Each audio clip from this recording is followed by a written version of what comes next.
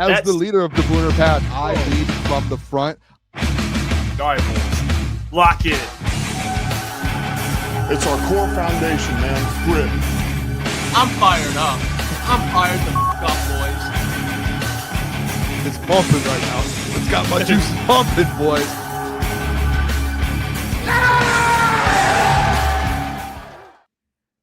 What's going on, guys? Welcome to another day of free agency. I already saw it. You got Mr. Jiggles in there betting on the over for the time start. Yeah, usually I set a time. Don't always hit the time for these type of streams. Obviously, it's a little different, but thanks for waiting. Thanks for being patient.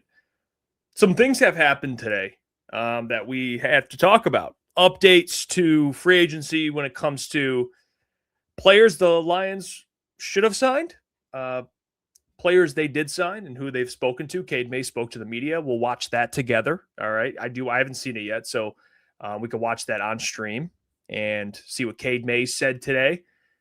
I believe it's on here at least. I think it's on the Lions YouTube channel. Yes, it is. Okay, it's 9 minutes. We'll watch that together. And things are happening around the league. Let's see. I mean, what, Anakin, what are you doing, bro?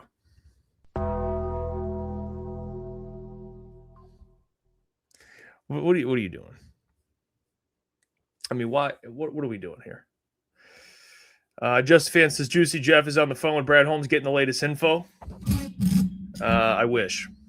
I really do. I really wish, because actually I don't think the phone call will be that long, to be honest.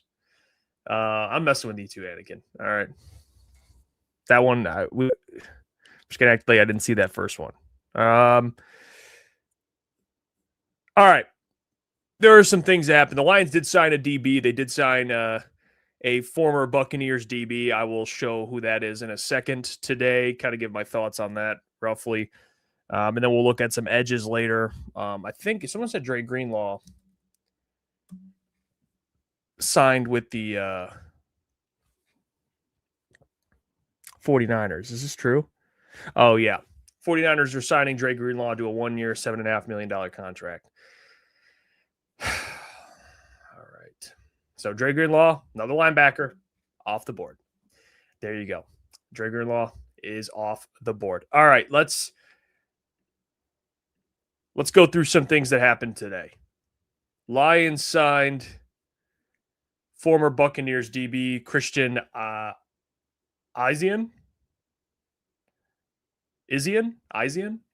Not sure how you pronounce that.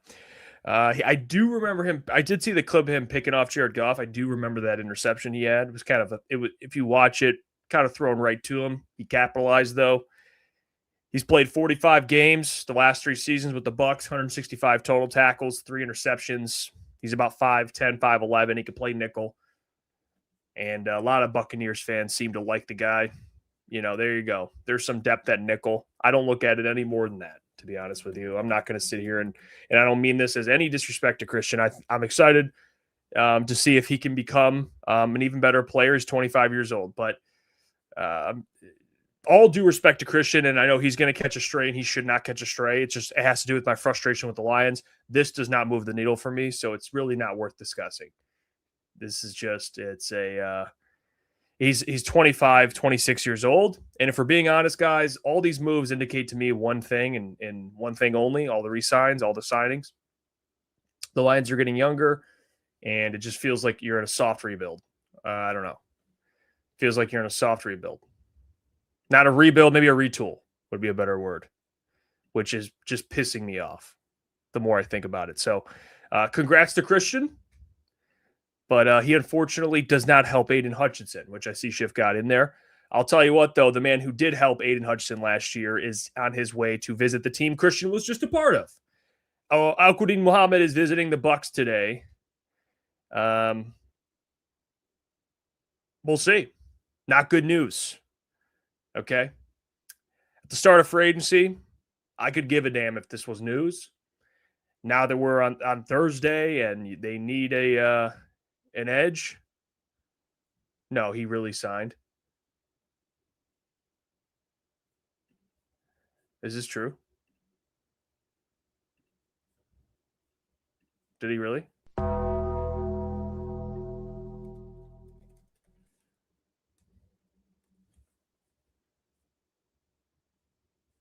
I didn't see anything about him signing.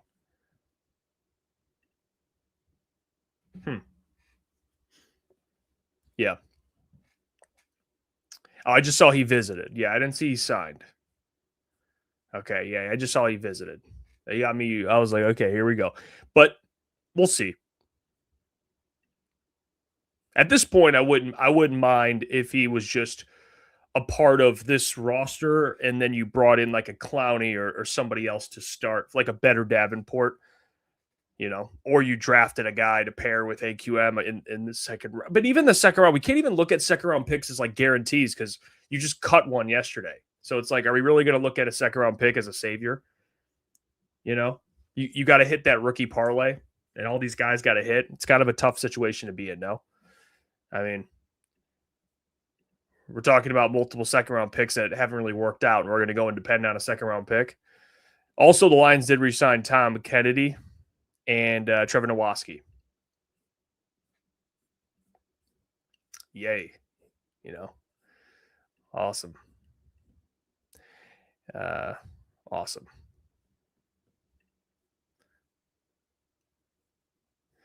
Yeah. Let me just show you guys this. There you go. Lions are re-signing Trevor Nowaski, free agent linebacker, and wide receiver Tom Kennedy. Announced yesterday they did not tender their RFA contracts and got re-signed on cheaper deals. It's good. Listen, Trevor Nowaski, depth at linebacker. Tom Kennedy, maybe he can return a little bit. Like it's not that I'm poo-pooing on like these guys. It's just I'm not trying to be an ass. I'm being realistic. Are these guys going to make impacts for you to win a Super Bowl? Big impacts? No, but they are depth. So they are depth. Trevor Nowaski actually isn't bad when he was getting an opportunity, but Tom Kennedy, it's like he's never going to play wide. I mean, if he plays wide receiver for you, it's a problem. So, maybe he can contribute on special teams, and you do need guys to play special teams. So, congrats to those guys. Let's. I need some good vibes. I need good vibes. So, let's watch Kade May. Let's watch Kade May speak to the media. Okay, that's the good vibes I need right now. So here's the Kade May's presser. Let's take a listen to it, and let's see if I can get this working. To where I can set this up. Hold on, producer Jeff. Let me see if I can switch up the angle right here. Let's see the old bang. Oh, hold on. Bang, bang. Oh, here we go. All right, let's listen to Kade May speak to the media. Well, congratulations, Kate. I appreciate it. Obviously, the team thought you were a fit. If a Lions fan were to ask you, kind of, what do you bring to the table on Sundays? How'd you answer that question? Yeah, I would say I'm a smart, hardworking guy who's going to do all I can to get the job done, make the people around me better, and just do all I can to help this team win and achieve what we want to. I'm really curious about the journey to center. You obviously did it, I think, maybe one game in college, first 2 years as a pro guard. What went in the decision to move you there, and how much room do you think you still have to grow in that position? Yeah, it was just a position that came open, and I got an opportunity there, and just started playing it, started learning it, and I still feel like I'm on the rise at the position. I've come a long way, but I feel like I'm just now getting on my way up. So I feel like I've got a long way to go, and I'm excited for the journey. Do you have much interaction with the Lions in the pre-draft process? I know Senior Bowl, Hank was working with you guys. What conversations maybe did you have way back then, if any? Yeah, Senior Bowl, couple conversations, nothing out of the ordinary. What about the fit here for you? Why the Lions? Why was this your choice? Yeah, I love the brand of football they play. I feel like I would have fit in here. Coming into free agency, I felt like this was a team where they fit what I do and I fit what they do. So really looking forward to it. Kate, how would you describe that brand of football that you're talking about? Hard-nosed, grit.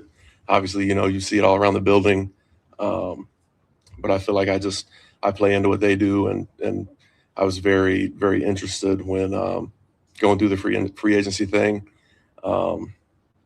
Super excited, man. Obviously, none of us have ever been in that situation, right? But can you explain? A lot of people on the outside just think it's about money or opportunity. But when you sit down before free agency to kind of assess what teams you might want to go to, explain that thought process of like identifying what fits you. You look at what you want as a player, as a person, and obviously Coach Dan, like my kind of guy, and I feel like I'm his kind of guy.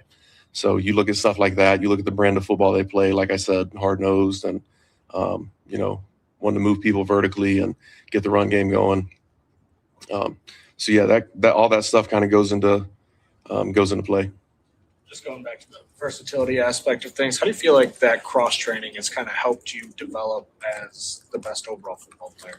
I think it's helped me a ton. In college I played all 5 positions and just, never feeling like I had to stick with one, just keep showing up and doing whatever was needed of me from the team. And, I took pride in that and just tried to better me wherever I was on the field. Do you feel like playing guard taught you anything about tackle, or playing tackle taught you anything about center? Do you feel like that helped you in any way? Yeah, you definitely get different perspective from all positions. Center's a little different. The nuances are different from guard, and tackle's a little bit different than guard. So you just kind of learn as you go and make the most of it. Hey, did you and Tate overlap at all when you were arriving at Georgia? And do you know him at all? No, we didn't overlap. We've got a ton of mutual friends, and already spoke to him, and looking forward to forging that relationship. Did you check in at all with Hendon Hooker before coming here, just maybe to get a inside the building perspective of the organization? Me and Hendon were in Carolina together, so I mean we've been tight. Obviously at Tennessee together, but nothing about Detroit. That's my guy. So. Frank Ragnow, I know it's a player removed at the center position, but just maybe what he meant to you in your career, if you ever looked up to him and kind of, again, I know there's a player between you, but filling his shoes. And stuff. Yeah, absolutely. Hell of a player. Like, had an incredible career here. Loved what he put on tape. Was really a guy I studied when I moved to center, just the way that he played and try to model my game after that. Just my kind of guy in the sense of how he plays the game and how he goes about his work. You come from a football family. What was it like to share the news of this extension with them? Man, incredible. Like, family's so excited. I'm so excited.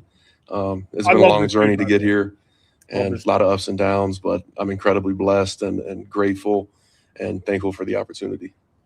You got a taste of playoff football last year for the first time in your career. This team obviously has those kind of ambitions. Just what kind of motivation is it for you to get back there and potentially go even further? Yeah, absolutely. There's nothing better than playoff football. I mean, it's a different animal, and the goal is to win a Super Bowl every year, no matter where you are. That's the goal. So when you get a taste of that playoff football, it's different. Did it feel different to you? Just yeah. the Absolutely. The energy of the game is different. The fans' energy,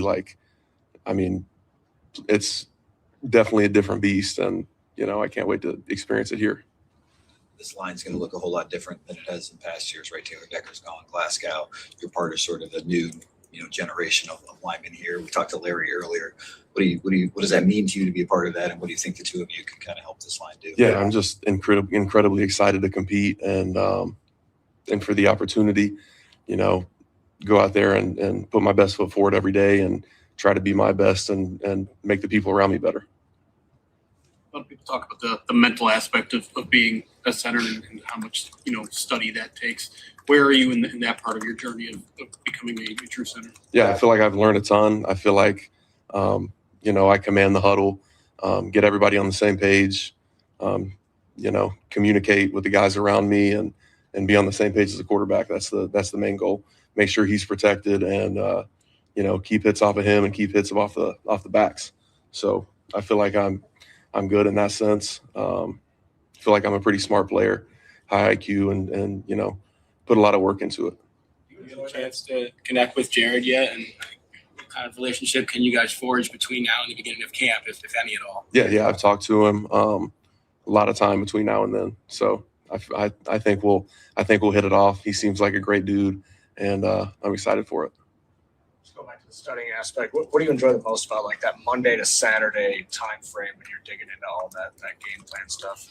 Just all the different looks. Every team's different, and you never have 2 weeks that are the same. So you just dig into it, get what you can out of it, and just prepare to the best of your ability. You're going to get some unscouted looks, and being able to put that puzzle together and figure it out and put a hat on a hat. It's pretty cool. There are a lot of stats for offensive linemen, obviously, but one that stands out is you haven't allowed a sack in 2 years as a center. So I'm just curious, what do you attribute your success in protection to? Man, just going out there and playing hard, fighting. You might find yourself in a bad position, just fighting to get yourself out of it, keep people off your quarterback.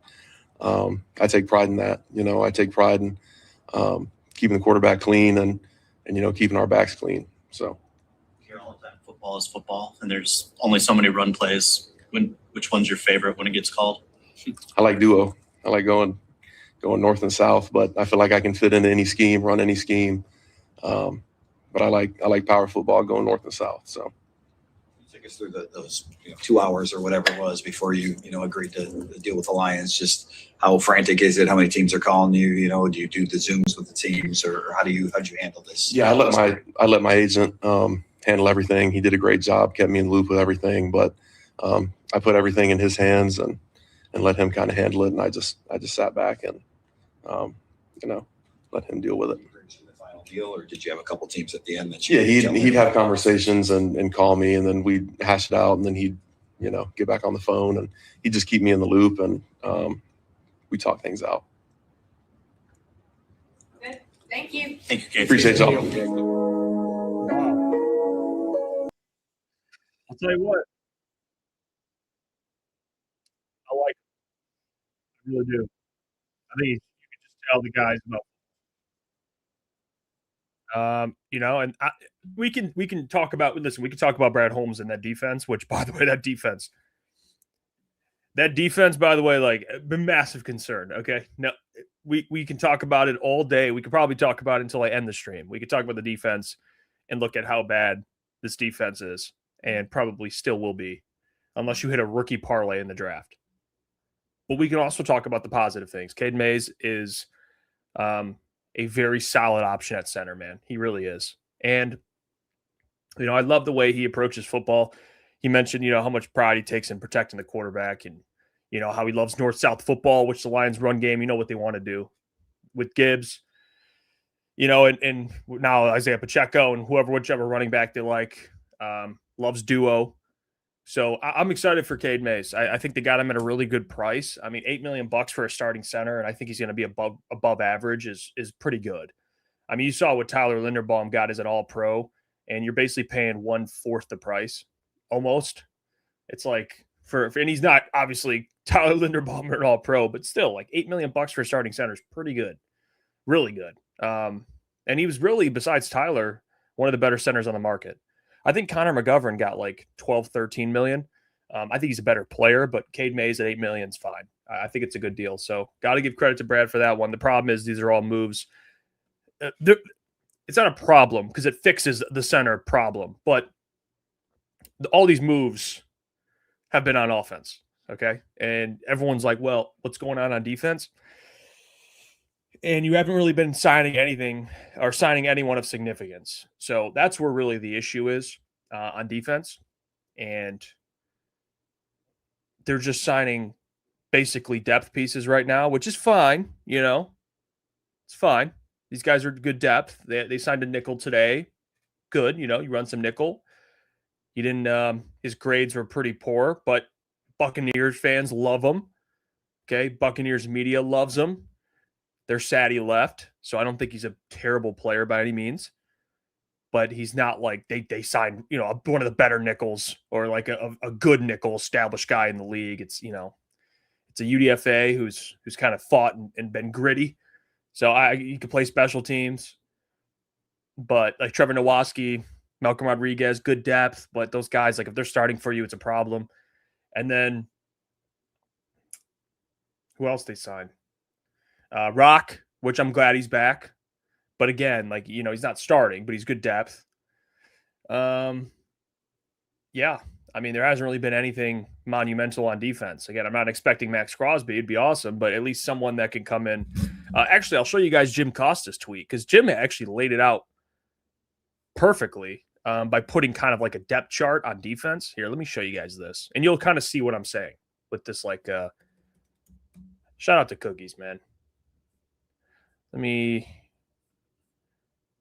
show you this. Okay. Like this is basically what I'm saying to a T. So Jim put this out. All right, so let me get rid of this so you guys can see it. Players you're confident will start on D in week 1. Hutch, Aleem, Tyleek, nothing at the other defensive end spot. We're talking about players you're confident starting. Linebacker Barnes, linebacker Campbell, linebacker / nickel ? Even with the signing today, like I'm gonna be real, we still don't really know who that's gonna be. Cornerback DJ Reed, safety without Brian ? Kirby, kind of for how long? We don't know what's going on with the knee, and then cornerback Taron Arnold. If they use a first down and offensive tackle, they need starters at all 3 levels plus depth with only 1 pick in the top 100. TikTok. So I agree with Cookies here. This is kind of a tough scenario to kind of be in here. I mean, Schiff said Matt Milano's still available. I guess, yeah, Matt Milano is, but he's kind of he's not really playing his best football as of late, but he's played some good football in his career. I think he's just dealt with some pretty tough injuries.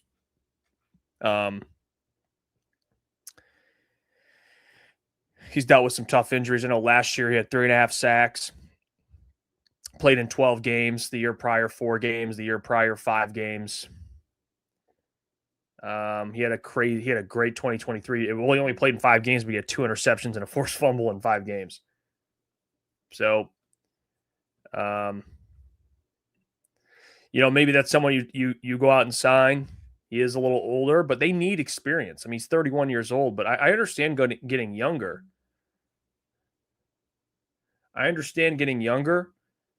But you got to bring in some adults as well. Like Rock is an adult. That's an adult. He's played in the league for what? That's a guy who's played some football. Like Cam Jordan, that would be an adult. Jadeveon Clowney, that's an adult. That's a guy who's played a lot of football. Cam Jordan's obviously he's an adult. He's 36 years old in NFL standards terms. He's older, but still, and I saw the rumors Cam Jordan to the Chiefs. That hasn't been confirmed, so I'm not going to look too much into it yet. But I did see that he could be the Chiefs could sign him. But I don't know. Man. It's just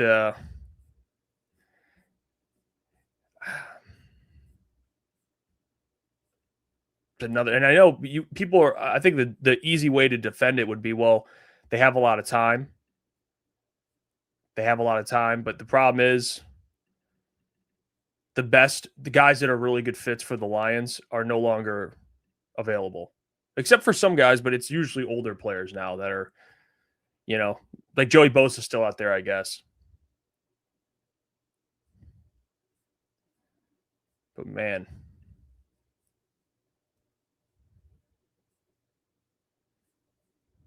Pathetic. I just don't care anymore.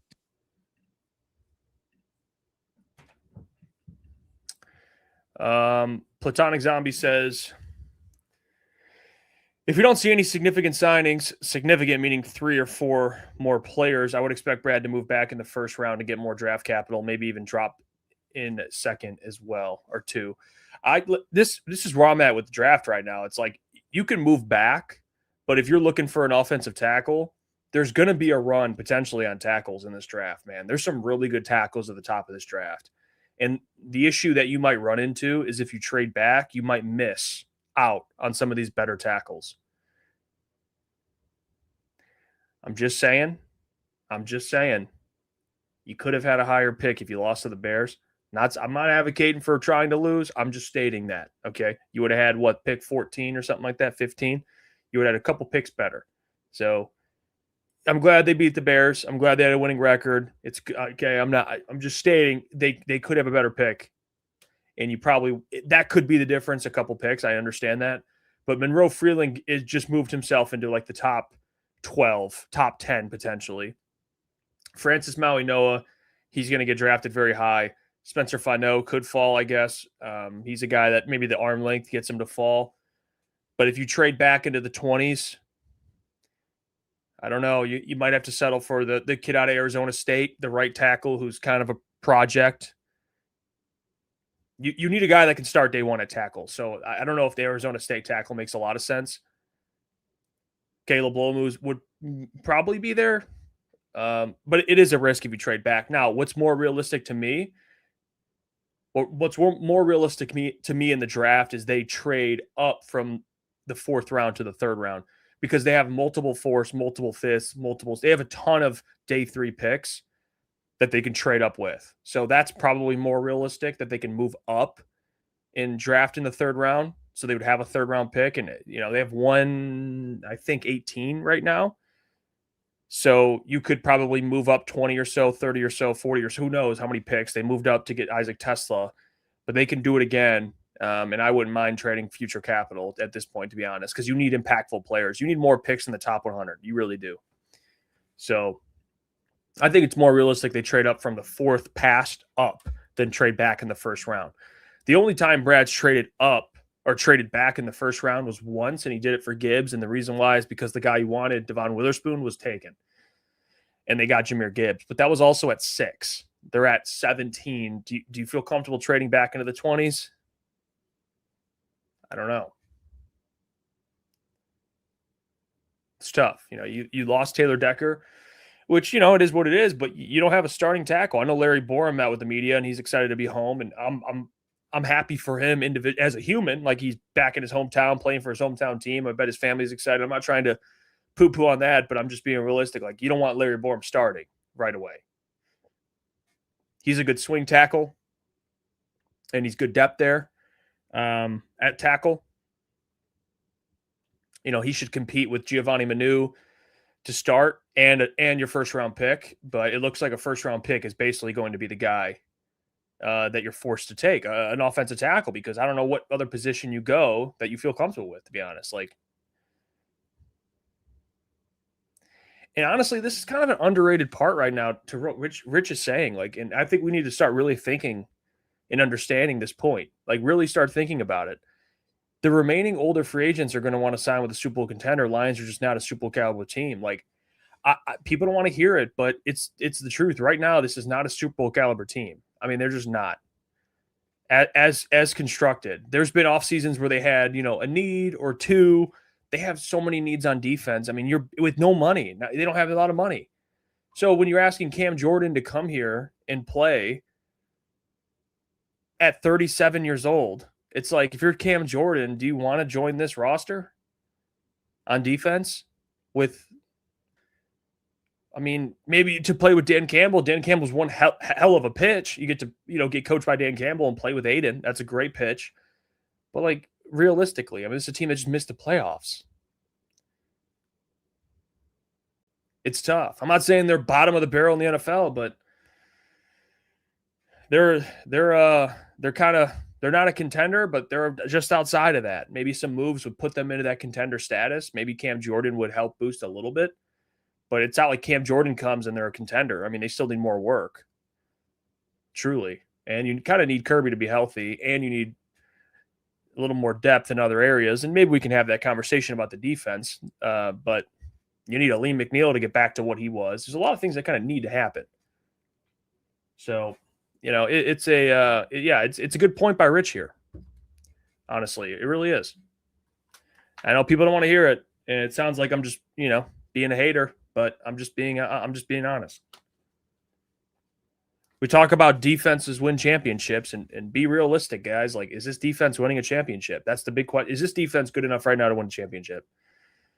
Offenses, we gotta realize, and I know it's been years, and we've watched some of the best offensive football. Okay, We've watched some great offensive football. It's been exciting. It's been awesome with Ben Johnson. And now even when he leaves, you're not the worst offense. You're still a good offense, although they weren't what they were with Ben. But that's fine. They're still a good offense. Still have a lot of talent. Is this offense going to carry you to a Super Bowl? Maybe if they had Frank Ragnow and Taylor Decker, and not years ago, Taylor Decker, and you had Dave Montgomery, healthy Laporta, maybe you could be like, man, they could get you in the playoffs and maybe win a game, but that defense would probably still let them lose just like they did in 2023. But right now, without those guys, this offense is good. It's still a good offense, but you need a Super Bowl caliber defense. You need that. I mean, you see it every year. Every year,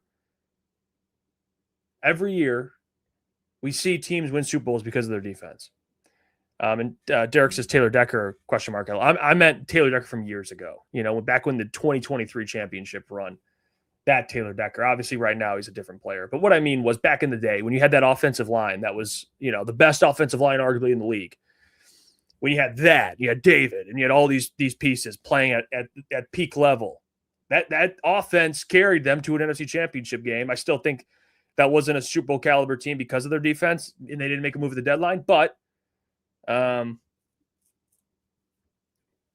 even Dalla, this is the poison right here, man. Weren't we a top 5 offense last year? Yes, but go look at games they faced top 10 scoring defenses. Go look at the games box score wise when they faced good defenses, and tell me if that is a one of the best offenses. That's why they fired their OC. They took play calling away from them when they were averaging 30 points. So in your mind, Dalla, you would have let John Moran keep calling plays because that offense was scoring a bunch of points. There were clearly a lot of issues on offense, even though they still scored, which honestly speaks to their offense. They're a good offense. But that offense last year didn't show up against some really good defenses. The only game they really played well was the Rams. That was the only game against a top 10 scoring defense in which they scored a lot of points. They had a lot of games where they just crapped the bed. So, hopefully Drew Petzing fixes a lot of those issues, the short yardage issues, third down conversions, stuff like that. The run game entirely was a mess, but hopefully that gets all fixed out. But even then, your defense is not good enough to win a championship. It just isn't. And the only way this team, in my opinion, you're going to take them seriously is if they acquire it sounds unrealistic, but it's the truth, a game-changing defensive player. If they did get a Max Crosby, you bet your ass they're contenders, supreme contenders, because they have a game changer on defense. They don't have signing Cam Jordan is not a game changer. He's a good signing, but I'm just being realistic. I'm just being realistic here. It's and I don't think Max Crosby's coming here, but that's really the only way. It's this is a game changing player that can help this defense become a Super Bowl defense. As of right now, they have 2 guys at All-Pro, at an All-Pro level, in Jack Campbell and Nate Hutchinson. And then they have an All-Pro in Kirby, who we don't even know what his future looks like. And we just saw Grant Stewart to the Rams. Okay, well, I mean, it's not like a bad loss, but yeah, he's going to the Rams. Grant Stewart played special teams, backup linebacker. It's all right. I'm not going to sit here and, I'm not going to sit here and say that Grant Stewart leaving is the downfall, but yeah, Max Crosby's not happening. So at this point, it's you got to nail draft picks and sign a couple good players on defense, and hopefully Kelvin Shepard can just be an excellent defensive coordinator. Because what's crazy, and it doesn't get talked about enough, and I mention it a lot, and there's people in the chat that say it, but no, we don't. We have to actually have this discussion again.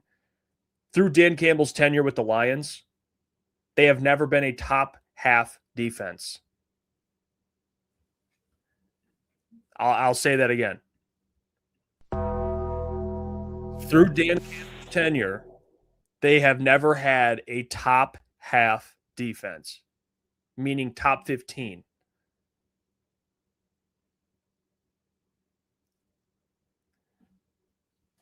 I mean, at some point, you got to have a top, I'm saying top 10, top 15 defense. And that's on Brad Holmes, too. Brad Holmes as well. He's the guy acquiring players. So it's not like it's Dan Campbell's fault. But The Calvin Shepard thing, we'll see how that works out. That was kind of his decision, but it's on Brad as well for player acquisition.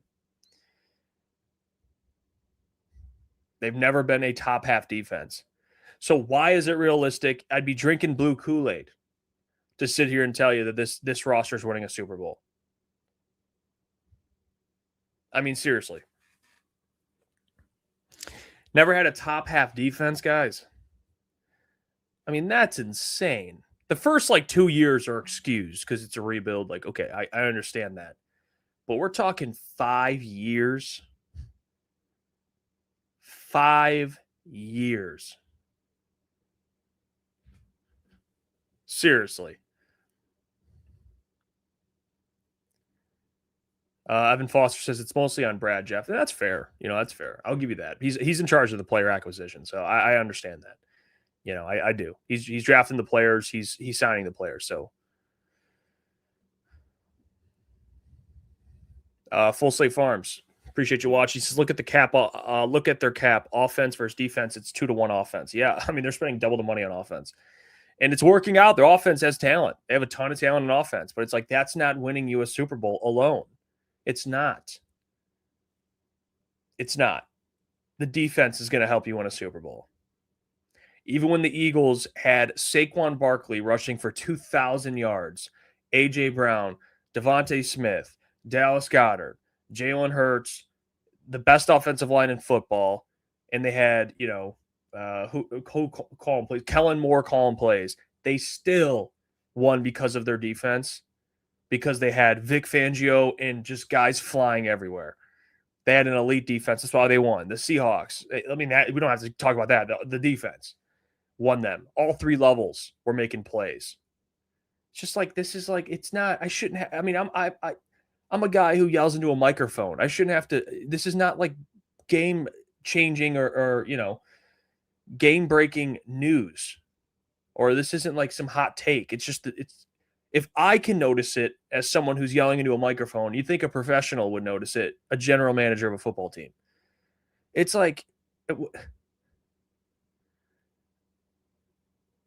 defenses win championships. It's a tale old as time.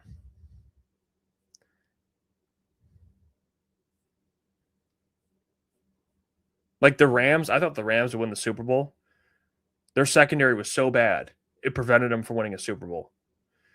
The time they won the Super Bowl is when they had a great defense. They had talent everywhere on defense, and they had Cooper Kupp that year win the Triple Crown. Triple Crown, and they had a great defense. So it's just it's the tale old as time. How'd they win the Super Bowl? Aaron Donald got a sack on Joe Burrow, preventing a big play to Jamar Chase. They won the Super Bowl. It's defense wins championships.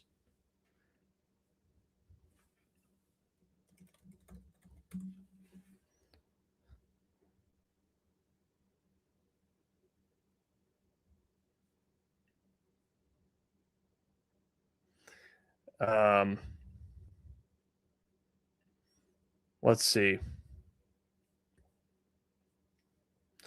Freddie says, you will cry when Brad is gone. See, and this is the counter argument that doesn't make sense. No one's saying fire the guy. No one's saying fire the guy. This is where there's these two sides that are ridiculous. There's the side that doesn't see anything wrong, and they have the Honolulu blue glasses on. And then there's the side that thinks that he is like Matt Millen.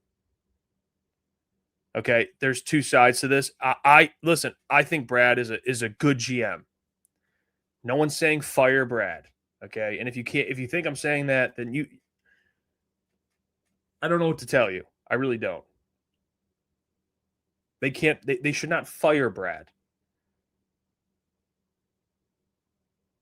But if you can't point out flaws in a guy in that type of position, I don't know what to tell you.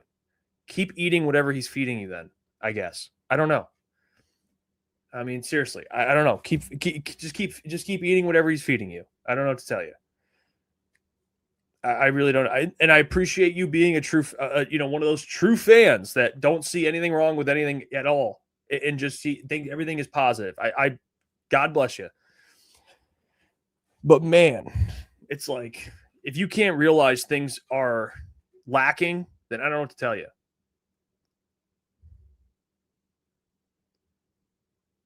Like, I don't know what to tell you. Steve-O says, exactly, Jeff. Chris Berman once said, offense wins games, defense wins Super Bowls. Yep, that's a fact. That's a fact. Freddie says he brought us from nothing to relevant. Yeah, that's true. Two things can be true. He did. But he's kept the Lions at relevant and haven't taken them to greatness. That's also true. They are now relevant, which is great. But being relevant forever is the Steelers. And at least the Steelers won a Super Bowl at some point. Before all the mid. But it's like, I don't want to be just relevant. And you have to start raising your expectations. Like, you have to. Like, people just want to be relevant. They're cool just missing the playoffs. Or making the playoffs. Or actually, they haven't won a playoff game. I can't even say that. They haven't won a playoff game in 2 years. But hypothetically, winning a playoff game. It's like, you guys got to start raising your expectations, man. You do. I feel bad that people's standards are so low because they've been beaten down for so long. And there's fans in this chat, people that watch the show that have watched the Lions just as long as you have, that have their standards higher. And rightfully so. Rightfully so. What have you, the NFL is a what have you done for me lately league, and you didn't make the playoffs. So it's like, come on. You didn't make the playoffs with 4 All-Pros on your roster.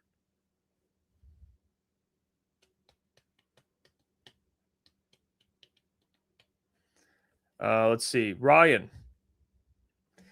Appreciate the comment. Look how Les Snead attacked his secondary this offseason. He got aggressive. Brad, 2 years ago, I said the draft will save us, and drafted 2 corners in the 24 draft who can't play.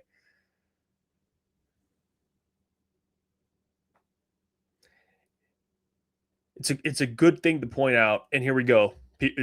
There's probably Freddie in there, or someone else that's going to be like, "Oh my God, Dollar D, you guys just want him fired by me saying this." No one wants him fired. But here's another fact, and I agree with you, Ryan. You're spot on, by the way. Here's the reality of that. Les Snead had 2 first-round picks this year. He could have easily said, you know what? Let's not get Trent McDuffie and Jalen Watson. Let's just use our 2 first-round picks on corners. We get younger and cheaper. But he didn't want to wait and draft 2 unknown commodities that could potentially not work out and screwed their window. So he thought, I'm just going to give up this first for Trent McDuffie. Like, like Lucas says, we'll just watch Trent McDuffie highlights instead of that pick. And Trent McDuffie's a proven player. So he went with a proven player because he understands the window they're currently in. We need a guy who can contribute right now. Okay. We don't need to, we can't depend on 2 rookies becoming successful right away. These guys are all unknown commodities in the draft. Okay. Hall of Famers are found all throughout the draft, but there's also a lot of busts. Okay. There's a lot of misses. That's what comes with the draft. It happens all the time. So yeah, good on Les Snead, understanding the window, understanding that, hey, we don't have to pay these guys just yet. Let's pay a corner right now. Let's fix this secondary and let's go win a Super Bowl. That's understanding your window, and I know Brad and them hate, we don't operate in windows. Well, too bad, my friend, because windows exist. They do. Every team has a window. Every team has a window. There's never been a team that's window's been open forever. Okay, unless you have Tom Brady or Patrick Mahomes, I guess. And even the Chiefs have to reset. So it's really Tom Brady's the exception because he's Tom Brady and he wins a bunch of Super Bowls. So unless you have Tom Brady on your roster and Bill Belichick, the greatest coach of all time, I don't want to hear about windows or sustained success. Excuse me. Windows are real. All right. Every team has it. It's a fact. Every team has a window. Look at the 49ers, man. They went to multiple Super Bowls and now they're like, it's over now. Now they're kind of like resetting and trying to figure things out. It happens. Every team goes through the ebbs and flows of the NFL. It's a fact, dude. And if you don't realize that, you haven't been watching the NFL. I suggest you watch more of it because windows affect every single team. Just like right now, the Patriots made the Super Bowl. They're in their window. They're in their window right now. They have a rookie quarterback. They have to capitalize on that right now. The Bears, they're in their window right now. They have to capitalize it right now. Les Snead, they're in their window right now. The Seahawks, they're in their window right now. Every team has a window.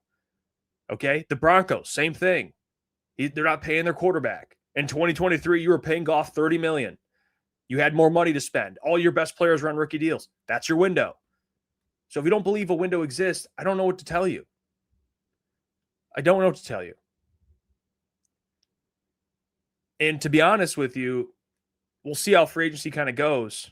And, we still have plenty of time, so they can still make moves. But as of right now, we'll see how he kind of approaches adding to the defense. But if they get younger and it's kind of like this retooling phase, I think it's admitting to a certain extent that's we kind of passed the window. Now let's kind of retool.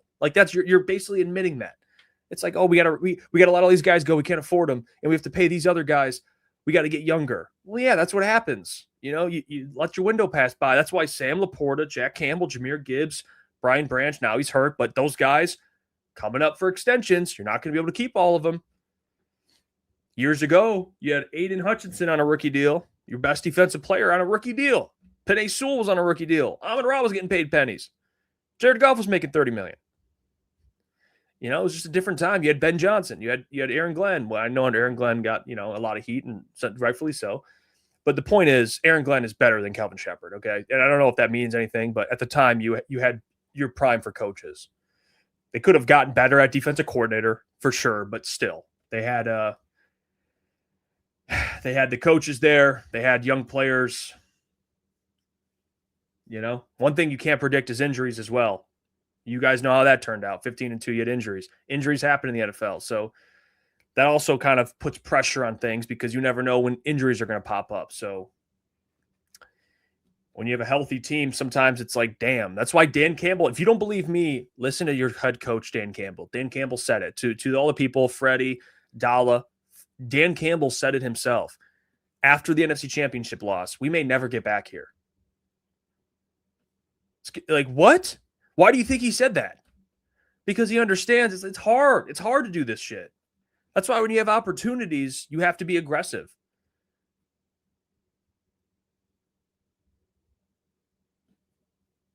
Just how it is. Just how it is. Dan Campbell knew what he was talking about. He knew what he was talking about.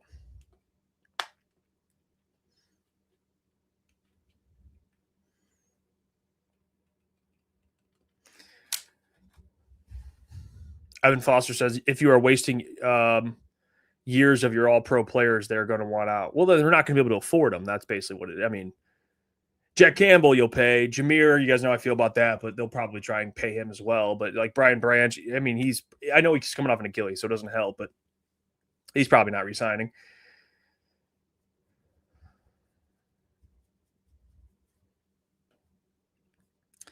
Dallas says, Jeff is incorrect about us being a contender. Once again, we are favored by Vegas to win the North and top 10 in Super Bowl odds. Not sure how that doesn't scream contender.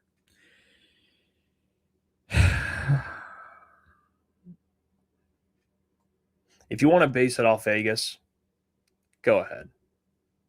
Vegas doesn't know what they're doing. I mean, last year you brought up the same argument that the Seahawks weren't one of the favorites and they won the Super Bowl. So it's really do we trust Vegas? We trust our eyeballs and just look at rosters. I mean, that's how I look at it. And to be honest, if you want to say that they're going to win their division, I don't think that's. I would say that it's going to be harder. I would say it's going to be harder to win it, but they can still win their division. But what does that mean? Look at the NFC contenders. Okay, we're screw the division. Okay, the division matters, actually. So I don't want to say screw the division. You want to win your division. But winning your division doesn't guarantee a Super Bowl spot. All right? Look at the NFC. And you tell me where they rank in the NFC.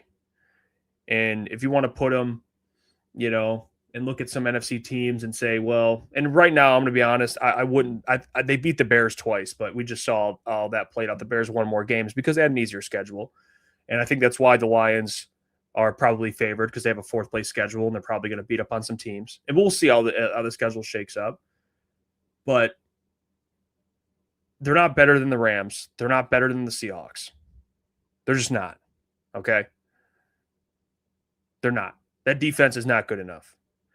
And let's say I lose my bet and they get to a Super Bowl, the bet I made with the Royal, shout out to Royal, $500. Let's say I have to pay him $500. And let's say miraculously they beat the Rams and they beat the Seahawks and they make the Super Bowl. Are they beating an AFC team?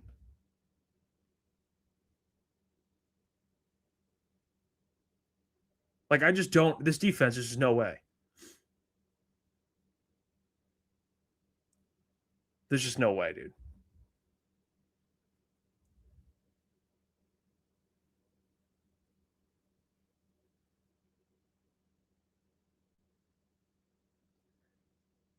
I respect it. If you have more faith than I do, that's fine. You can have more faith, okay? I'm not going to tell you how to think. You can have more faith. You can still believe they're Super Bowl contenders. That's fine, okay? That is fine. I think that's why fans, short for fanatic, okay? I appreciate it. You should have faith. If you have faith, go ahead. Scream from the mountaintops they're going to win a Super Bowl. I just disagree. I don't think the defense is good enough, and we still need to see, Drew Petzing as a play caller. There's so many things that Vegas doesn't really have the answer to. How is Drew Petzing going to be as an OC? How is Kelvin going to be as a DC? Are there going to be injuries? What does your defense look like when it actually plays games? Do you have a tackle? Is that tackle ready to play?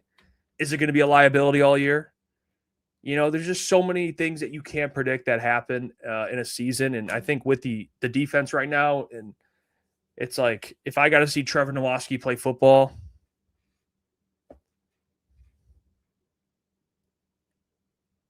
they're screwed. I don't want to see. Listen, it's just. And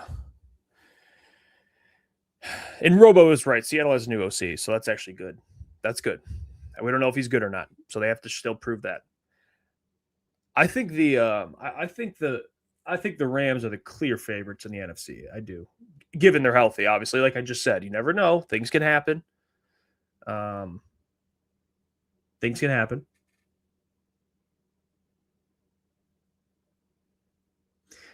Wilson says, so this time last year, Jeff thought the Seahawks had a Super Bowl defense. I always thought the Seahawks had a great roster. I just didn't believe in the quarterback. And I was wrong.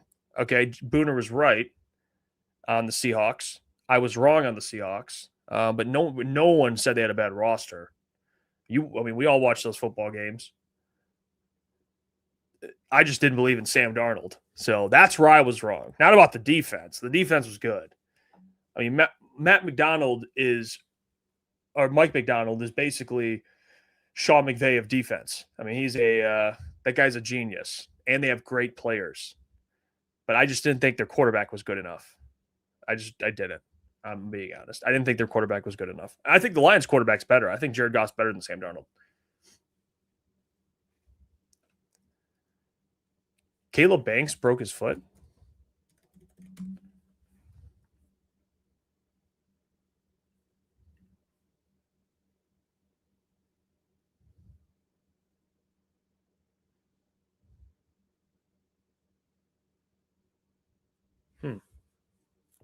Is that true? I didn't even know that. That's pretty big. He'll probably fall then. He's a first round pick, but I don't know, foot injury. If he has a foot injury, if that's true, then he'll probably fall.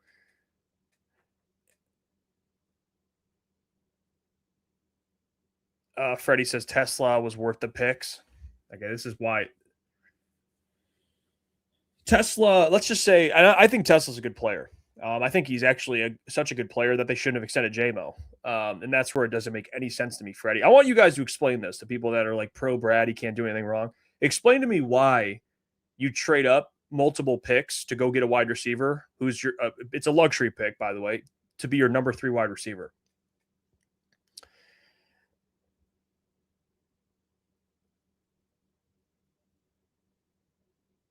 I mean, what? And then you extended J-Mo. So now he's going to be a career 400 yard guy.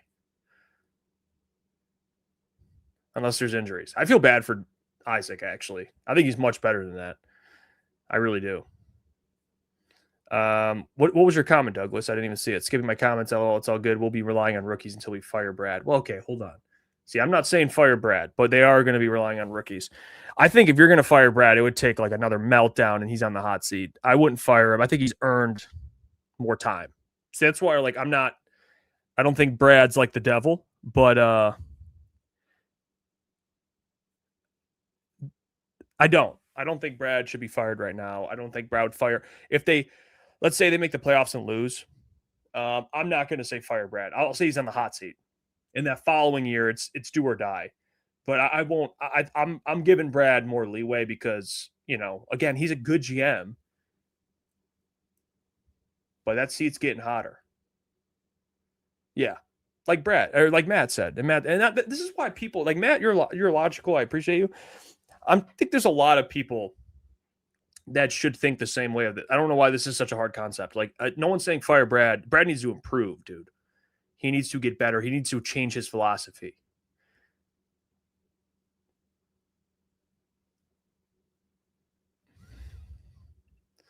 Actually, funny story with the call-ins. So, I did. So yeah, I used this software that basically used like I had to use a phone number. So I used my personal phone number, but it was disguised. So it was a different number and people were calling that phone number. And it worked out because they didn't have my personal number. Funny story. After that, I kept getting calls like from random numbers. I was like, this is a big mistake. So I need to fix something because I kept getting calls from like random numbers for the next like 6 months. And they would like leave voicemails. And it was a disaster. So it was fun and it worked out, but then afterwards it became a disaster, and I didn't know it would be that bad, honestly. And I don't even know they didn't have my actual phone number, but they still were calling my actual phone number. It was weird. It was fun. It was really fun, but that shit, it was crazy. I had people like leaving crazy. I mean, random calls and shit. It was. I learned my lesson there. So I got to get another line and then hook that up to this software. I can't use my actual number, even if it disguises my number. That was brutal. That was brutal. But yeah, no, I'm with you though, ETN. The calls were fun as hell. They were really fun. I would love to take calls right now, to be honest. Emmanuel Wilson just went to the Seahawks. The Packers back?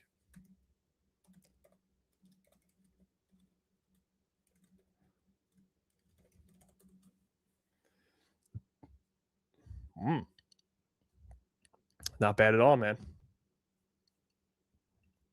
Emmanuel Wilson's not a bad player. He's not a bad player.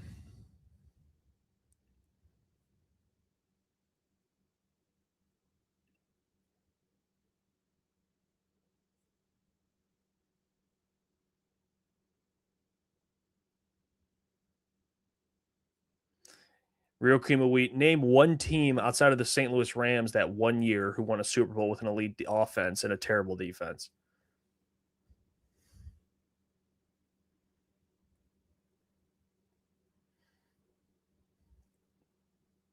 This is why I respect the hell out of you. Real cream of wheat. That's a great point. That's what I've been saying, brother. Defenses win championships. It's actually not even like a take. It's not like I'm bringing some crazy take to the table where it's like, guys, hear me out. Tinfoil hat conspiracy theory. Like, no, it's common sense. I mean, the defenses win championships, honestly. I think everybody knows that, or at least should know that. But yeah, it's a good point by you. Greatest show on turf. But when you look around, defenses win championships.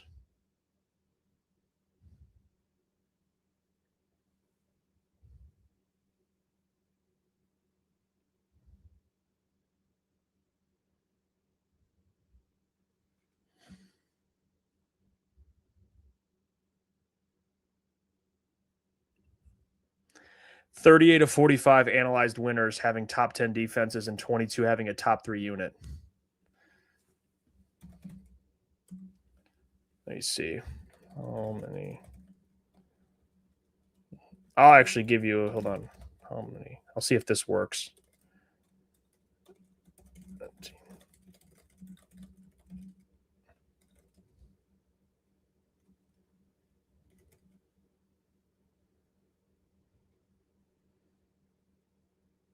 With a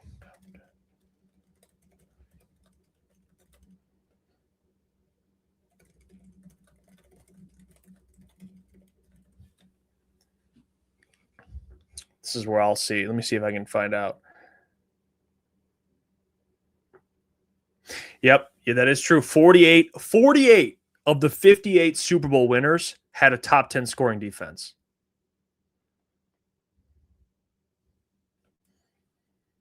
.48 of 58.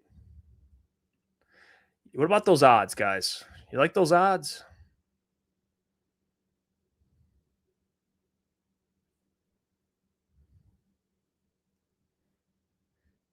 You know, it's crazy. The teams that won that had lower ranked defenses, the Patriots twice with Tom Brady and the Chiefs in 2019 with Mahomes. You see what I'm saying? And then the Giants did it twice, but they had a ridiculous pass rush. So that they got after Tom Brady, and they made some miraculous plays in that game. So if you want to use that as your example, then go ahead.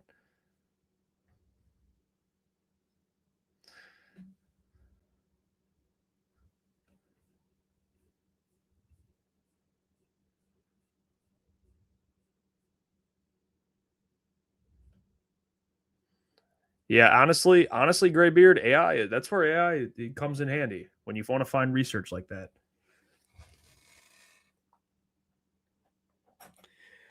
Freddie says, Jeff, can you admit that Holmes is a top 3 GM, or you want to be a hater? He's not top 3. He's not. I don't know how you can put him top 3. Honestly, I'm not. It's just being realistic. Like, okay, let's name top GMs. Is he better than Howie Roseman? I would say no. Is he better than Les Snead? I would say no. Is he better than John Schneider? I would say no. So that's already 3. Okay, we're at 3. Now, after that,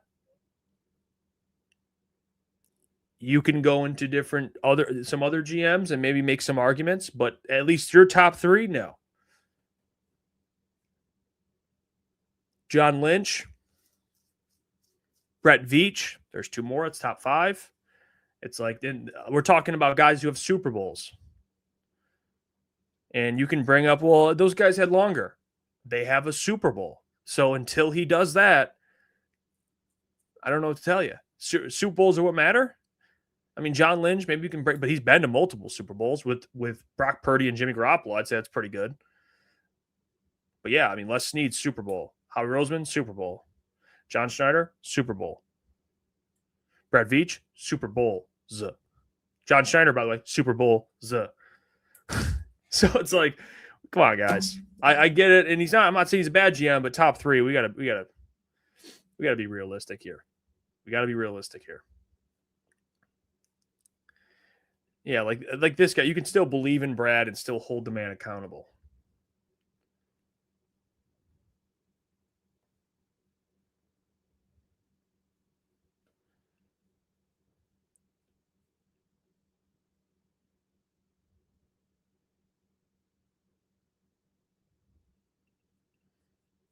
It's a great point. Adam Peters took the Commanders to an NFC title game his first year as a general manager. Does that make him better than Roseman and Snead? Great point.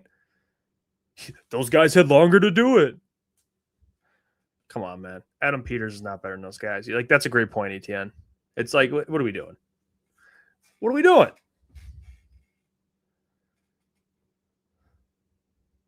But yeah, I have hope. I have hope that an edge will get signed soon.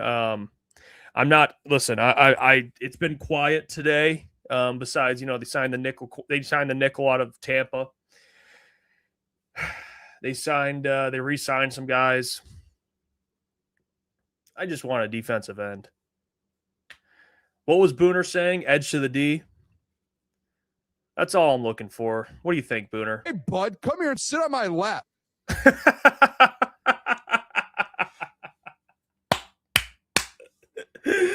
I was waiting to cue that up. That's we got that one in the chamber now. By the way, that one's in the chamber, just so everyone knows. Hey, bud, come here and sit on my lap.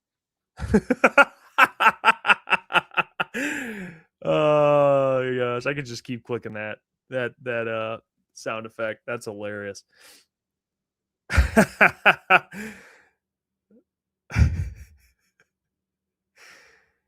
Let's see. Combat Sack. Hey Jeff, what is the biggest inside rumor you've heard? Come on, spill the tea. Listen, there has not been anything. I have not heard a single thing. The Lions are very good at keeping things close to the vest, so there hasn't been anything in free agency that I've heard. No, it's everything that's I've heard has been already reported. I mean, there's nothing new. I wish I could be like, yeah, I there's been some talk that Joey Bosa's made. No, you haven't heard a thing. They're very good at not letting things out. You don't hear too many of it. The only time you really heard it was that offensive tackle, Jedrick Willis, meeting with the Lions was one of those rumors. But then he signed with the Bears, which I don't even care, dude. Jedrick Willis does not move the needle much for me. I guess it's another body at tackle, but it is what it is.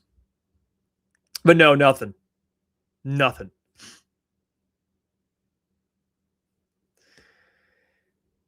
Shift says Jeff Pacheco speaks in 30 minutes. Shift, you're so clutch for that. Does he really?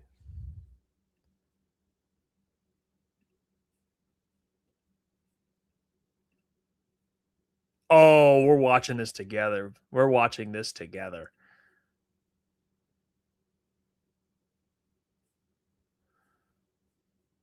so watching this all together. We'll watch Pacheco. We'll watch the Pacheco one together. I'll stream. We'll watch the Pacheco one, and then I'll probably close it out after that, unless something happens. The Dirty Streak. What a name. Do you think this is the year the Lions will just take as a loss? No. At least what I'm interpreting what you're saying. I don't think the Lions are just packing it up. I'm not saying that. I'm not going to be like they're tanking or something ridiculous.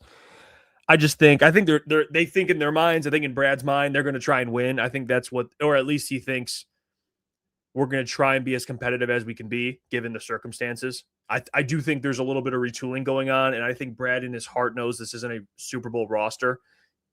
I said that yesterday, and I believe that. So I think they're going to try and be competitive. But I think maybe they can, maybe they can make the playoffs. Maybe they can win a playoff game, which feels like would be a huge win, to be honest. But winning a Super Bowl, I just don't think their defense is good enough. But I don't think they're packing it up. I think there's just this I hate using the term like soft rebuild or rebuild, but it feels like a retool. I think retool is the word I'm liking more. And you guys were actually early on this. All the people that joined Monday were telling me it's a retool. Credit to you, because I didn't believe it. I was like, you guys are crazy. And now it's for sure a retool. I mean, they were not aggressive. A gap year, I don't even know if that's the right word. I feel like gap year is like a year in which those teams get like a top 10 pick. I don't know if it's going to be that bad. But if you want to say gap year from like the Super Bowl, I guess that is fair. I guess because I don't think they're going to win the Super Bowl. I mean, I got $500 on the line with one of the chat members, Royal. So I put my money where my mouth is. Okay.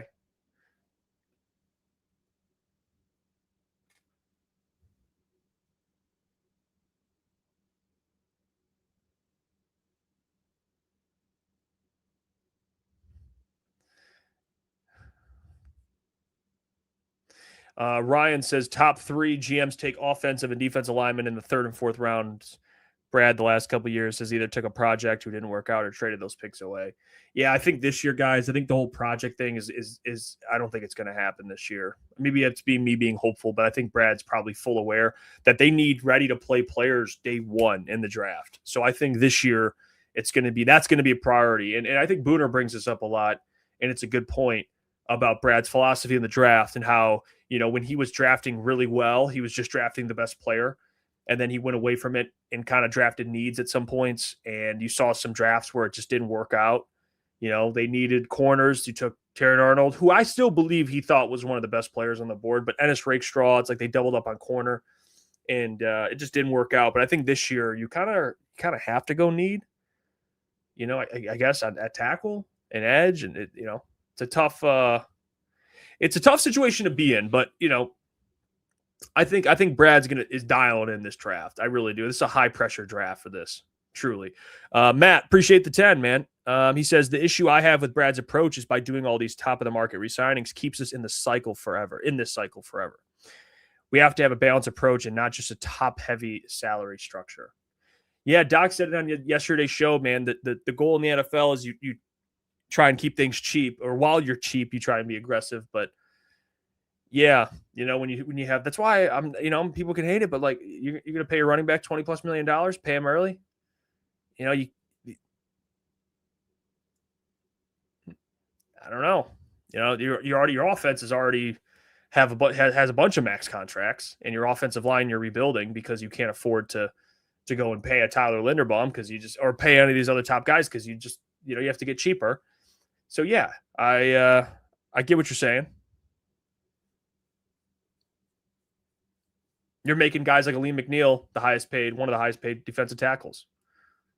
Did he deserve it? No. But I appreciate the $10. Lions fan, Brazil. Wait, I gotta blow this up. Lions fan, Brazil, Detroit. Appreciate the $10. Been watching you, Jeff, from the days with Adam. My man, I appreciate the support. He says, appreciate you. I feel better about the offense this year. You should feel better. My question is MCDC okay with this bargain bin Brad routine again? Evolve, LOL my ass. You know what? That's a good point because we actually talked about this, and don't worry, I'll get to the AQM thing. I already see it. We talked about this on our show. I do think there's part of Dan where, Dan doesn't want to interfere with what Brad's process is. And I think he respects Brad and it allows Brad to do his thing. But I do think there's a part of Dan where if Brad was like, hey, we're going to be aggressive, I think Dan would be like, let's go. Let's do it. I just like Brad doesn't interfere with Dan's job as a coach and who he hires. Maybe he has a little bit of a say, but not too much. I think that's the same thing with Brad. So I do agree with you. I don't know if I think Brad's kind of, Dan mentioned it at the end of the year. They want to bring in guys to compete. They want to bring in guys to compete, and they haven't really brought a lot of guys in to compete. But yeah, I don't think MCDC is okay with it. That's just me speculating. But I appreciate the $10. I appreciate the support. But yeah, I think you make a great point there. People are saying that AQM just signed with the Buccaneers. Here we go. We have a signing. It's official. Let me find it so I can show you guys here. Let's put this here. Dude.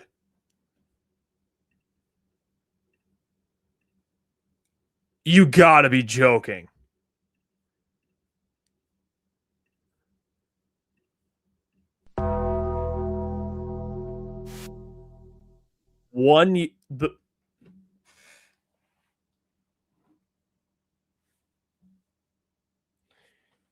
AQM got with a max value of $6 million. He got a Davenport deal. He got a Davenport incentivized deal.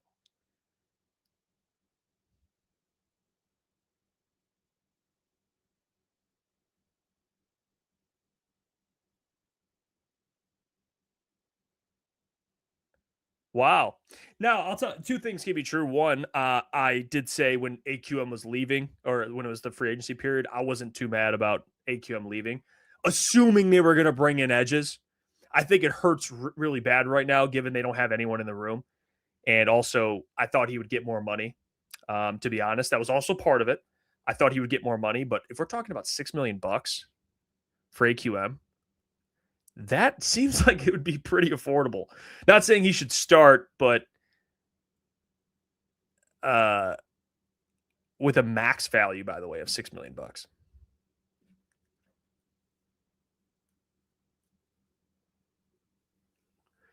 Oh, wow.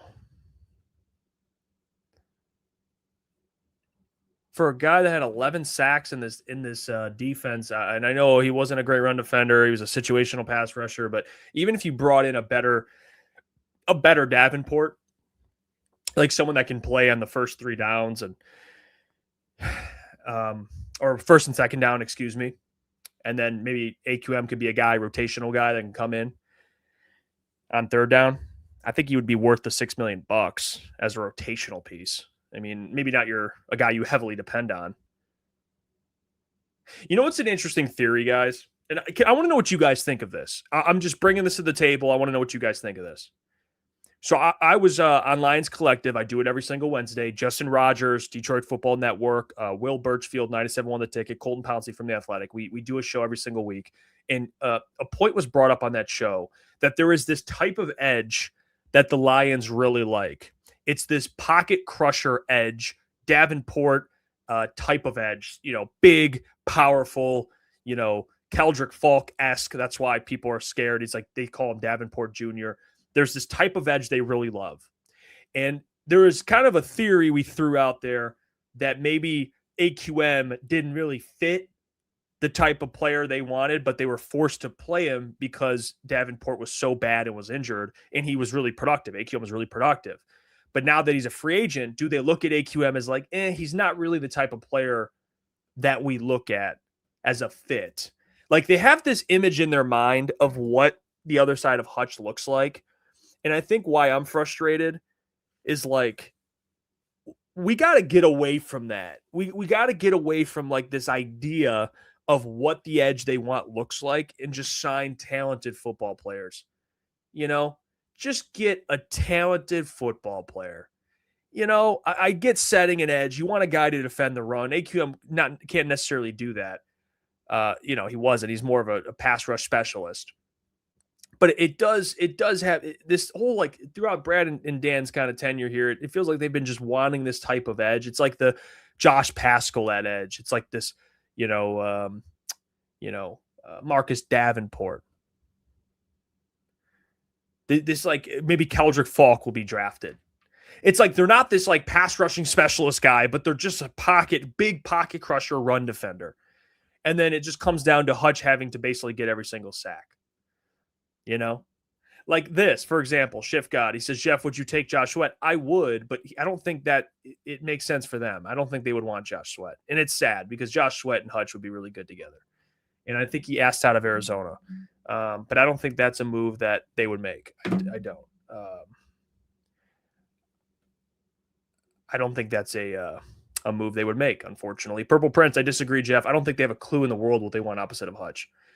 I'm not sure they even want a guy opposite Hutch. Yeah. They want a crush can approach. Basically, everyone just pushes their man into the quarterback. Yes. That's basically what it crush the can approach, which, like, just give me a guy that can get to the quarterback. I mean, and obviously you have to set the edge. Okay. Hutch is a fine run defender. He's not an elite run defender. They do need someone that can defend the run, but you can find someone that can do both. Maybe not at a high level like Hutch level, but AQM, we know what he can do. He can get after the passer. And I think for $6 million, I don't know. What do you guys think? Are you mad about this? Is anyone mad about this?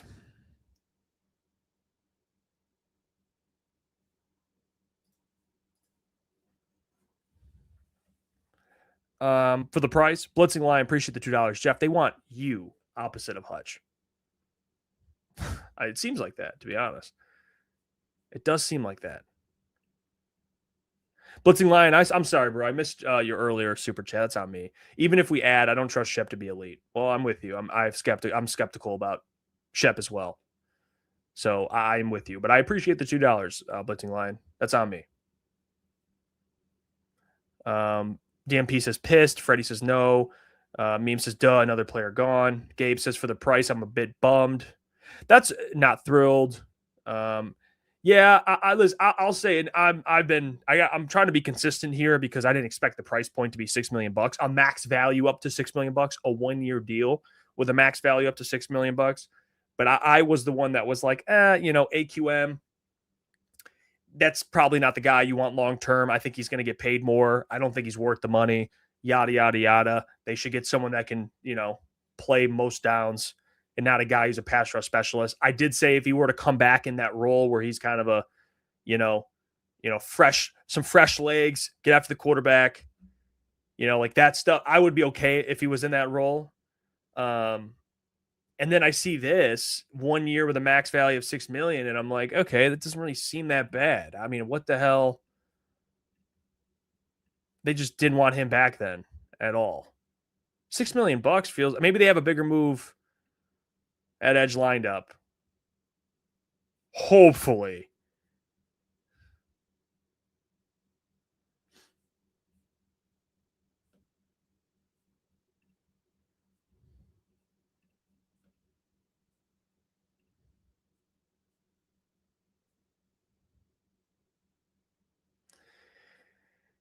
Oh, yeah.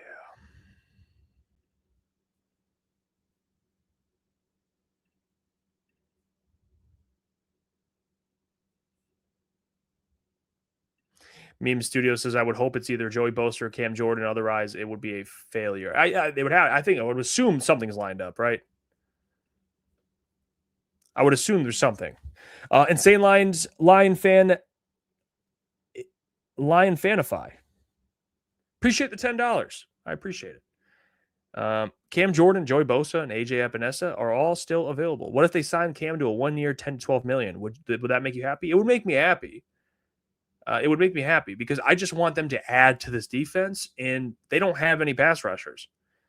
They're going to have, I said it yesterday, they're going to have me at linebacker or nickel, Klotz at safety, and Booner at defensive end at this point.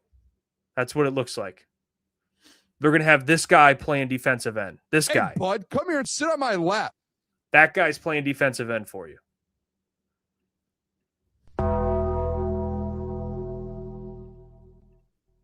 That guy's playing defensive end for you. Appreciate the $10 though. So this is kind of where we're at. We're in a, and people in the chat that are like, oh, they'll just make, they could trade for this player, Sean. I see in there trade for Thibodeau, and I don't see them as this team is going to make acquisitions. I mean, I don't see Brad making those types of moves. I really don't. I mean, he did trade for Carlton for a third, so he has shown he can do it, but I don't think that's going to happen. Talk that Flick says, I'll take you at nickel, bro. Fuck it. Pause.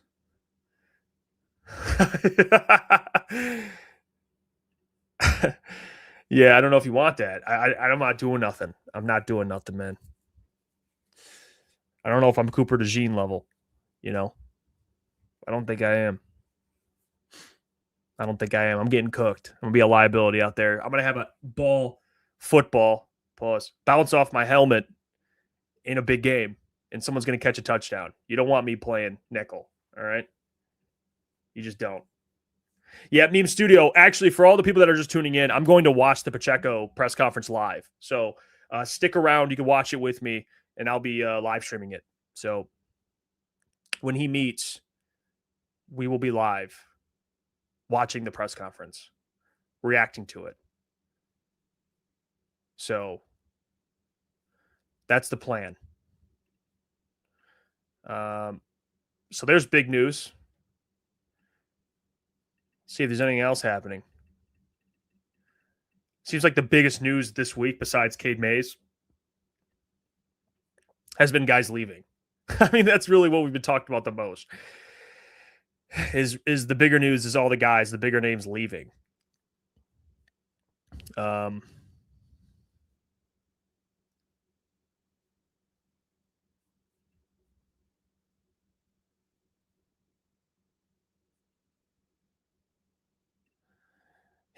show you guys this deal, the Grant Stewart deal.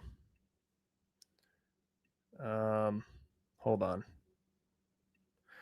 Here's the Grant Stewart deal for those who are wondering. I know people talked about it, but I'll just show you. Oh, hold on.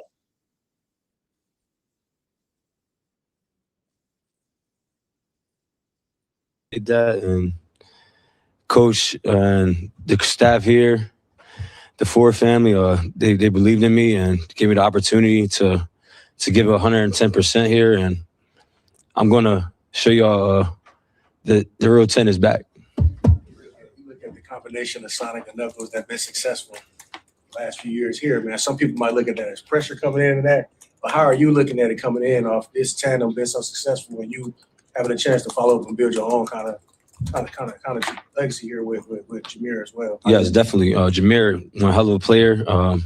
Hats off to him and the guys. They've been putting in work here for a couple years now. And me just looking outside in, just a hell of a group. And whatever I can do to contribute to the team, it's going to happen. And whether it's punting the ball, wherever's at, don't matter where I'm at on the field, cheering the guys on, bringing excitement to the team and bringing the leadership accountability. Been two-time champ. Not satisfied, though. That's something that I'm not satisfied with. I'm more hungry than I ever was. And I'm ready to get to work. What do you make of the last two seasons? As you had such a strong start to your career. How much did the broken leg kind of sap your calling cards and speed and power, and how much do you feel like you can get back to the player you were before that injury? Yes, definitely was a crazy experience going through that. Never broke a bone like to that extreme, but it was definitely a major comeback. And just having the mindset of winning a day every day. It's coming in the building, winning a day to get back, to get next to the guys, show them that I'm in the building. When you're injured, you're out of the building. Just being around the guys, showing them that I'm there. So when I did step back foot on the field, it wasn't like I was missing. Yes, it could slow you down, but having that mentality of a dog and, unsatisfied is important when it comes to this, because you could get really comfortable with the circumstances. And for me, just unsatisfied. And to get back to you with the Sonic and they could call me Taz. I'm gonna go crazy. I'm gonna spin, jump, whatever I could do to get the first down, to combinate Jameer. And we're fast. We got speed, and they can't sleep on it. I want to go back to the Super Bowls. How do you feel like you're a different player? Like, how did that shape your perspective? Like, coming into this building now, just what are you able to kind of share with guys just from that experience? And how do you think that makes you a better teammate, better leader? Yes. So coming in from the day one, setting the standard. That's the main thing. Coming in here and setting the standard and accountability. Got guys that, work different around the building. Me, I'm going to set a standard, coming in 110%. And that's important when you got someone that's new coming in the building. You observe them. And as players, you will observe. When I was in another team and seeing players that come in, we observed them as players. And that's where you figure out who you're going to go to war with. For me, set the first and the best impression. I'm hungry, and I want to win it here, not nowhere else. Are you a type of guy that is fueled by people doubting you? I mean, obviously, Kansas City decided to go a different direction. You were drafted where you were drafted. Like, are you a guy that kind of internalizes that and turns it into the product on the field? Yes, absolutely. I've been through adversity my whole life. So just adding fuel to the fire will help me win the day. Today was a roller coaster, but the staff, everybody, they showed me around the building. I'm very blessed and thankful to have them in my corner.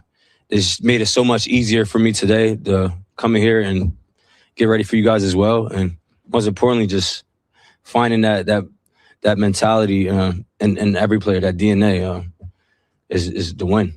Yeah, you mentioned Dan. What have your initial conversations with him been like, and how do you feel like you guys kind of mirror each other? Oh man, our first conversation, I was screaming on the phone, let's fucking go. I'm ready to go. Put me in. He's like, oh yeah, Pacheco, what number are you going? Are you going with 10? Fuck it right. Let's go. I'm on my way. I'm coming home. So that was the whole adrenaline during the call, and I just couldn't thank them enough for just thinking of me. There was a lot of teams. I had 8 opportunities to go to different teams.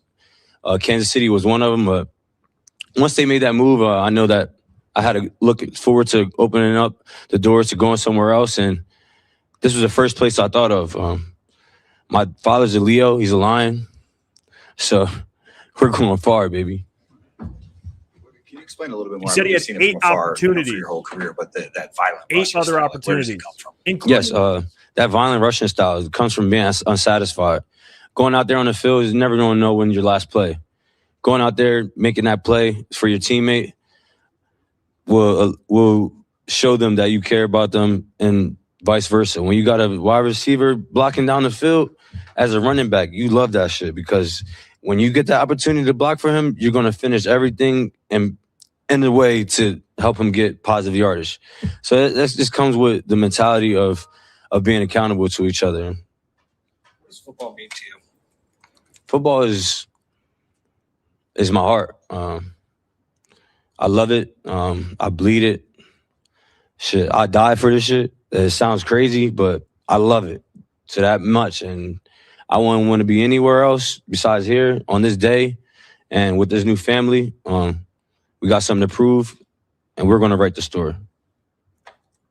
You got any connections on this roster? Any guys that Yes. you know from college or pros? Yes, one of the guys today that got signing today is Christian Isian, which is one of my former teammates from Rutgers, and Kirby Joseph, Demir, Ja, St. Brown's, Golf, like, hit me up. That was like I'm on my way here, and Golf texted me, gave me a shot, and he's like, "Hey, brother, I'm glad to have you a part of the team. I can't wait to get to work."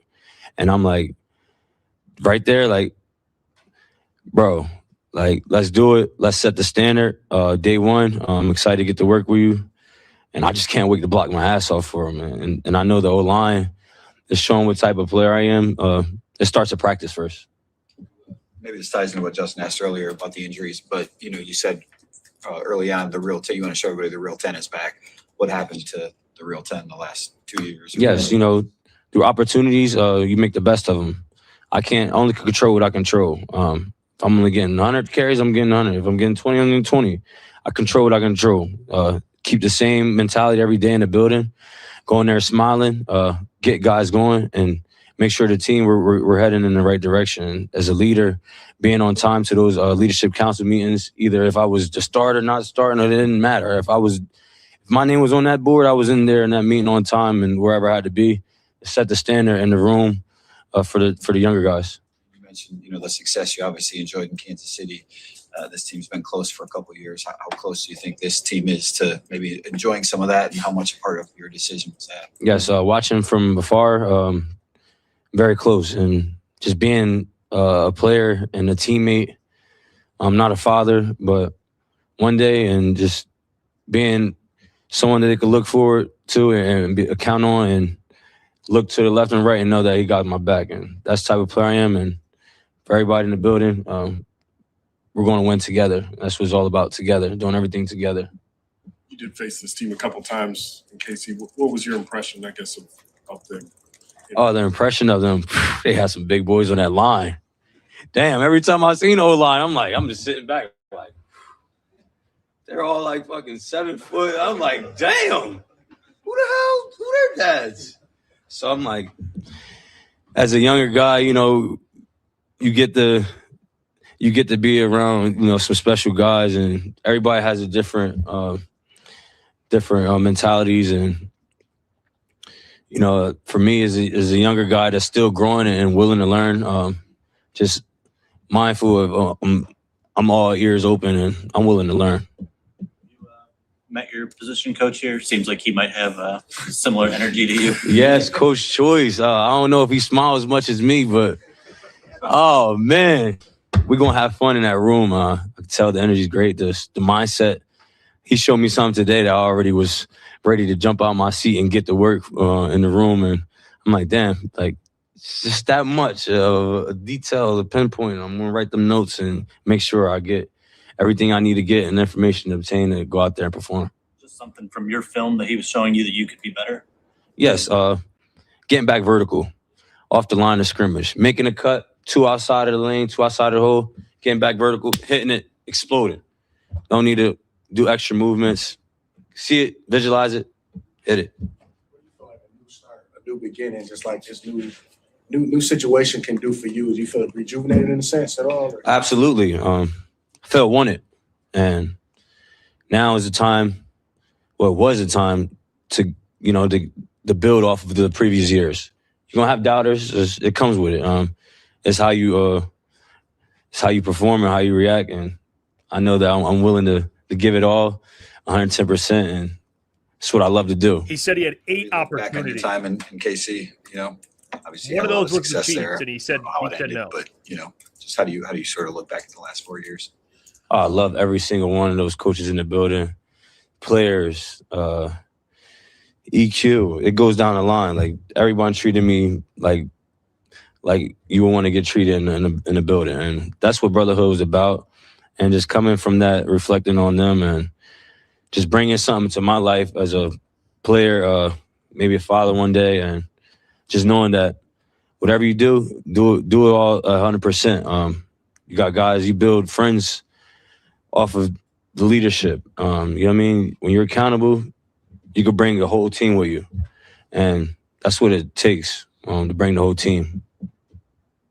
Just curious, you brought up the blocking for Jared. We see some of the numbers there. It looks, like you're pretty strong in that department. Where does that mindset come from? Is that something you came from college with, or is that something that came and was developed at the pros? Yes, it's something I came from college with. Coming from high school, playing quarterback, going into college, playing running back, that was the most important part of my game I had to build at, was blocking. Because you quarterback, you're dropping back all day long. You're not making blocks. And that was the main goal, figuring out a way to get down there, put my chin in the guy under his chin strap and hold him up. And as the years go on, get better and better. Every camp, that's where you let the dog out, and that's where you get after each other. You sharpen iron in camp, and that's where the magic happens. Quarterback were you? Last one. Running? I mean, I was a running, throwing quarterback. I rushed for 1,100 yards this quarter. That's a lot of running. A lot of running. 500 passing yards. Not that much, but yes.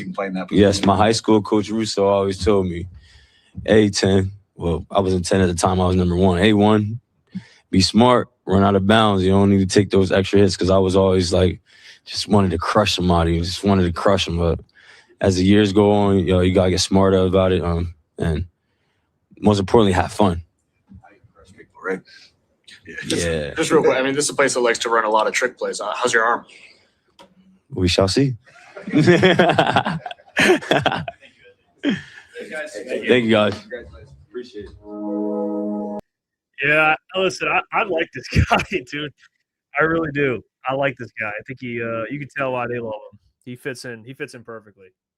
He just sounds like a lion. He really does. He checks all those boxes for $1.8 million. I mean, the way he talks about football, the way he talks about his leadership, supporting his teammates, he just great energy, hilarious. Like Matt said, great personality, good locker room guy. You could see why they like the guy, man. It's $1.8 million. I mean, if it works out, if you draft a rookie running back and he's better than Isaiah Pacheco for whatever reason, you still have Isaiah Pacheco in the locker room as just good vibes guy, at the very least. And if he overachieves his contract, you have a good running back as RB2. Maybe not Montgomery, but still someone who's capable. So I like it. I like it, man. I'm excited to see more of Isaiah Pacheco. That guy's a personality. I know the media guys love him. I know Birchie and Justin Rogers and Colton Nolan, all those guys, man, they're probably fired up to have to talk to Corey, talk to him every single freaking time. That guy sounds like a blast. I would love to just at a media scrum going up to Isaiah Pacheco after a win. That guy would give you so many quotes. It's going to be unreal. So I could definitely see why they like him.